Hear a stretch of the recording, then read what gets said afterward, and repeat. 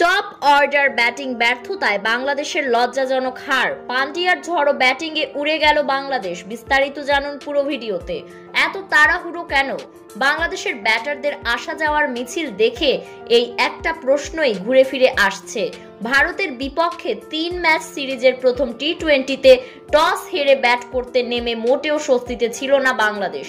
Score বোর্ডে 57 run তুলতেই অর্ধেক ব্যাটিং শেষ হয়ে গিয়েছিল সফরকারীদের। নিজের প্রথম 2 ওভারে আর্শদীপ সিং, বাংলাদেশের 2 ওপেনার লিটন দাস এবং পারভেজ হোসেন ইমনের উইকেট তুলে নেন। এরপর তাওহিদ হৃদয়, মাহমুদুল্লাহ রিয়াদ, জাকের আলীরা কেউই ক্রিজে টিকতে পারেননি। শেষ পর্যন্ত 19 ওভারে 5 বলে 127 রান করে অল আউট হয় বাংলাদেশ। জবাবে ব্যাট করতে নেমে 11 ওভার 5 বলে 3 উইকেট হারিয়ে পান্ডিয়ার ঝড়ো ব্যাটিংয়ে জয় নিয়ে মাঠ ছাড়েন ইন্ডিয়া। এদিকে পান্ডিয়া ব্যাটিং তাণ্ডব আর ছক্কা মারা দেখে গ্যালারি থেকে রীতিমতো অবাক সুন্দরী।